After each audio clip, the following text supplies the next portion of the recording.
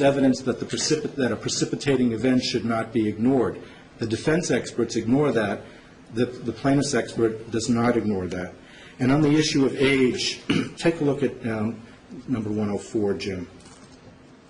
This is the question presented. If you include age as a risk factor, what's more likely to be an explanation? That's really what the question is. Is it more likely that PPA was a substantial contributing factor? It's the only factor that could be considered a precipitating event or a trigger. At pre-stroke, 2 risk factors. At the time of the stroke, those same 2 risk factors plus PPA. What was different? PPA. What was the only precipitating event risk factor? PPA. How can you ignore that? Next slide, Jim. Let's go to the next slide. The next slide, Jim. There's a difference between age. The point that Dr. Feldman didn't put age on his differential diagnosis, but acknowledged in his deposition that it's a risk factor, is simply the difference between recognizing that if you look at a population, and he made this point in his deposition, age will be viewed as a risk factor for hemorrhagic stroke, and many, many, many other conditions, as he wrote in his affidavit.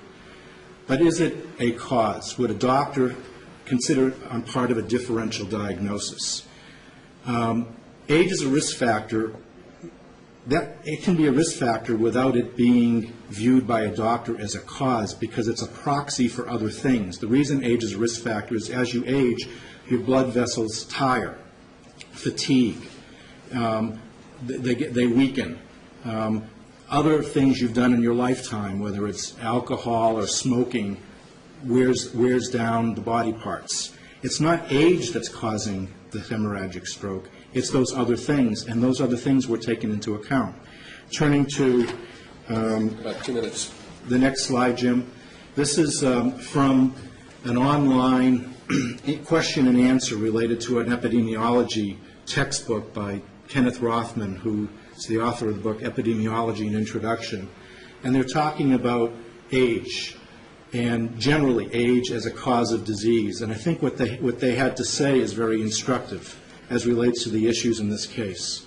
Age, look at the first answer. Age itself is not a cause, but merely marks the passage of time since birth, during which causes have their effects. For example, degenerative processes like arteriosclerosis proceed while a person ages. Age is therefore best thought of as a confounded factor. It would be most informative to identify the underlying causes which confound the effect of age. But when that is not possible, we use age as a proxy for them. And the same point is made in the second one. It's a marker of time since birth. It's not a cause of a disease or a condition. And yet it's appropriate to say it's a risk factor because, you know, there's a difference between risk factors and causes. And I think Dr. Feldman was using appropriate methodology of differential diagnosis, which is accepted almost universally, used in medicine, used by Dr. Feldman in his work, mentioned in the McDaniel case as utilized by the doctor whose testimony was allowed. And he based his opinion on good grounds. The way that the defendants have characterized his testimony and his deposition is totally out of bounds. I am not they say that I could have asked him questions or he could have given answers. He's only answering the questions they asked him, and it's their deposition. It's not my opportunity to be giving him a direct examination. So there's the report of Dr. Feldman, supplemented by his affidavit, which responds to the challenges in these motions by the defendants, and supplemented first by his deposition. His report went beyond what's required by Tennessee law. There's no reports from defense experts at all. In this case, we gave a report, and they want to say it's not good enough. He then elaborated on any question they had in his deposition, and nothing in his deposition contradicts anything in his affidavit. And if the court's concerned about that, a review of the deposition and the affidavit will prove my point to be true. Thank you, Your Honor. One other question before we sit down. I want to Ms. Carpenter, this, and she stands up. Do you plan, or do you envision presenting these general causation experts at trial in front of the jury to establish the possibility of this occurrence and have this corollary decision as to whether it's even possible, and then present experts that say it's now probable based on that?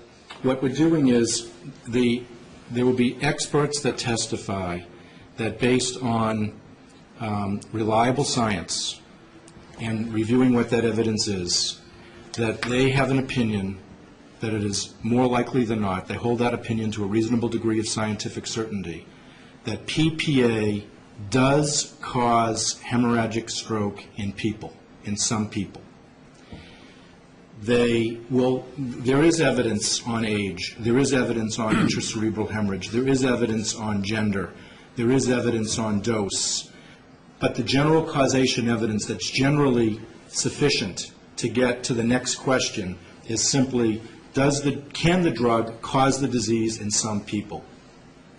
It might be an Aboriginal tribe in some remote island, but that's general causation. The next step is, did the drug cause the disease in the plaintiff? And for that, it's the specific causation analysis, where Dr. Feldman will testify, based on all that other evidence providing a foundation, that PPA is a risk factor, is a cause of hemorrhagic stroke, can cause hemorrhagic stroke, does cause hemorrhagic stroke in some people, that based on a reliable methodology, differential diagnosis, and using good grounds, that he concludes that it's more likely than not that PPA was a substantial contributing factor, not the sole cause, not the only cause, and using a technique for reaching that conclusion, differential diagnosis, that courts all over the country have recognized. This is what doctors do. This is how they do their work. It's accepted. McDaniel I'm looking more procedurally. You are. So yes. What I hear you saying is, you're saying it's a two-step process for the jury. Now, it is. There's a logical building block when you say, first of all, in order for me to prove specific causation for the plaintiff, I have to prove that PPA can cause this disease. If I came in and said, PPA caused the disease in this woman, you might say to me, well, what's the evidence that PPA causes stroke in anybody? And I'd say, you're right, Your Honor, I should show you that evidence, and I would do so.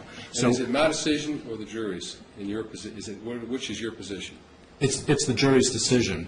It's your decision as a gatekeeper about whether the plaintiff's experts are relying on reliable methodologies to reach their conclusions.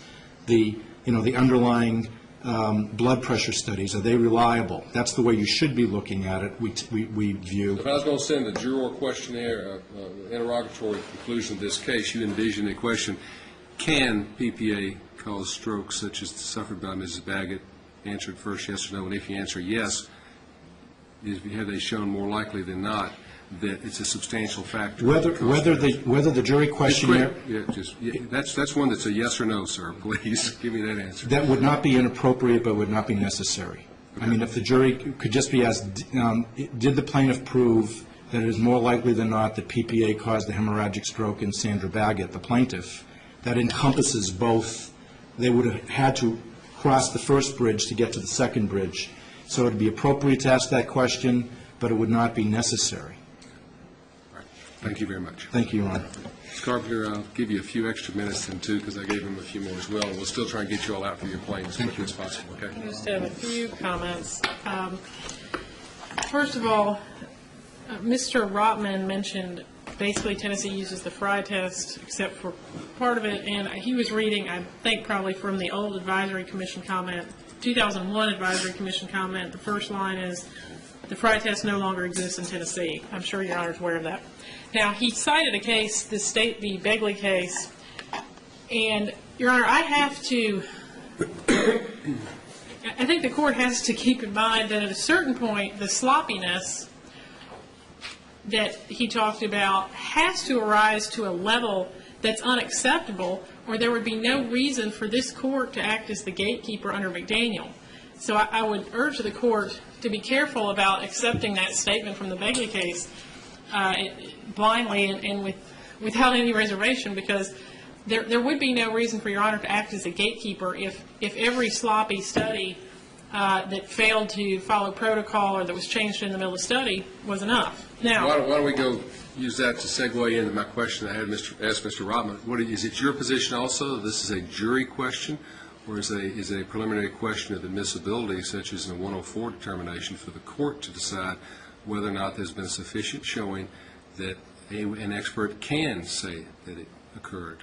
well, I think Your Honor has to determine whether the evidence put forth by the plaintiff at this point, based on our challenge, is reliable enough and trustworthy enough to get to the jury. But then the jury decides the causation, both causation issues. I think your role here is a gatekeeper. But you're saying then that if I allow this to go forward, you also envision that there'll be conflicting testimony on what you all have characterized as general causation before the jury, for the jury to consider first whether it's even possible, and then hear the conflicting testimony about whether it actually occurred with Ms. Baggett. Yes, Your Honor. In light of the way the plaintiffs Despite the fact that no other Tennessee case I've ever heard of has ever done well, that. and the reason, Your Honor, is when you brought that up at the beginning, I mean, we very well may file another motion in limine to exclude all the general causation experts on the basis that they're unnecessarily or cumulative, and that Dr. Feldman's the only expert necessary. So in fact, I had thought of that as soon as you asked your question. Well, we may be in new grad. This is unique, and I'm not saying that's not the way it's going to shake out. I've just never seen it before, and things change. Let me address 2 points. One is on the general causation issue, and if they insist on talking in terms of no gender, we're not talking men or women, we're not going to talk about product, we're not going to talk about dosage, well, then let's look at what the New England Journal article, and by the way, here's the other point I want to make. He showed you the final report had, I think it was p-value 0.04. And then the New England Journal article had a p-value 0.08, and he said that's of no great moment. Well, it is of great moment, Your Honor, because the New England Journal wouldn't take the results as a one-tailed test. They would not publish the results as a one-tailed test and told the authors, investigators, no, we're going to do it as a two-tailed test, and when they did that, they lost that statistical significance. So it is of great moment. But I wanted to show the court, if you look at all subjects, and you look at any use of products containing phenylpropanolamine, first of all, you had 27 out of 702. So your patient group is 702, and you have 27 any use. What you look at the odds ratio is 1.49. So if you want to, if the plaintiffs want you to not differentiate between cough and cold and appetite suppressant products, and not differentiate between men and women, or dosage, or anything else, well, you know what? You don't have a statistically significant odds ratio if you want to do it that way. So you do not have any evidence, statistically significant evidence, of an association, much less a causation, if you want to do it the way they insist on doing it. That's what I want to say. As far as Dr. Feldman, I don't think that Mr. Rotman told you why Dr. Feldman failed to explain this stuff at his deposition, or why this court should consider his belated affidavit submitted 11 months after their deadline. It's clear that it was in the face of this motion to exclude him. He's putting in new opinions. And I just think, Your Honor, they talked about fairness and balance. That is unfair, and the court should not consider that supplemental affidavit. If you don't take that into account, and what you look at is his report and his deposition testimony, his testimony and his opinions are untrustworthy and unreliable under McDaniel. Thank you. Your Honor, 2 minutes? No, I'm going to let you all catch your plane. Can I make one point about this question you've had to both of us, because I believe McDaniel answers it for you. All right, as far as the general and specific causation.